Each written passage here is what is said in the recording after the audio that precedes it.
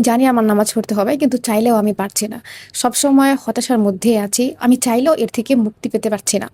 So এমন কথা অনেকে বলে যে আমি হাজার চেষ্টার পরও আমি নামাজে আমার মন বসে না। অনেক ভালো কাজ করতে চাই, বাট তবুও মনে হয় যে আমার হাত পা নড়ে না। মানে সবশেষে আমি আমাকে কন্ট্রোল করতে পারি না। এমন মেসেজ অনেকেই আমাকে দেন। সো এই ভিডিওটা হচ্ছে তাদের জন্য। সো ফার্স্ট অফ অল আমি বলবো যে আল্লাহ তাআলা আমাদের নফসকে দিচ্ছে কন্ট্রোল করার জন্যই। নফসকে কন্ট্রোল করতে পারবো বলেই আল্লাহ কিন্তু বলছে যে তোমরা তোমাদেরকে হেফাজত করো। সো ফার্স্ট টাইম আমি বলবো, আপনারা যে কোনো ভালো কাজ করেন আল্লাহর কাছে সাহায্য চান। যে কোনো ভালো কাজ বা যদি আপনি নামাজ আদায় করতে চান, আপনি সবার আগে আল্লাহকে বলেন যে আল্লাহ তাআলা তুমি বা আপনি আমাকে সাহায্য করেন যেন আমি নামাজ আদায় করতে পারি। বেশি বেশি আল্লাহর কাছে দোয়া করতে হবে। অনেকে ভাবে যে ভালো কাজ করার ইচ্ছা থাকলে হয় না, সেটার জন্য আল্লাহর কাছে চাইতে হবে যে আল্লাহ তাআলা আপনি আমাকে সেই তৌফিক দেন যেন আমি সেই কাজটা করতে পারি।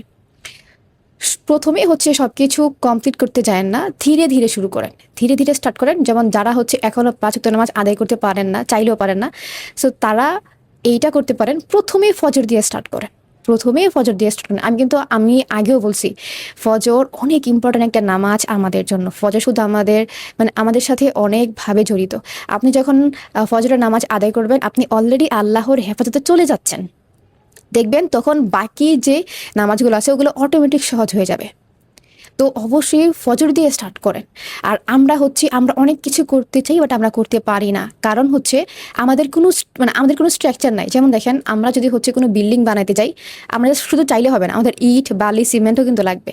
সো আমরা সেগুলো না নিয়ে যদি আমরা জাস্ট মন থেকে চাই যে না আমি এটা বানাবো, হবে না তো। আমাদের ইট বালি নিয়ে কিন্তু নামতে হবে। সো আমরা কি করতে চাই, আমরা কি কি অভ্যাস গড়ে তুলতে চাই, সেইগুলো আগে হচ্ছে আমাদের নোট করতে হবে, আমাদের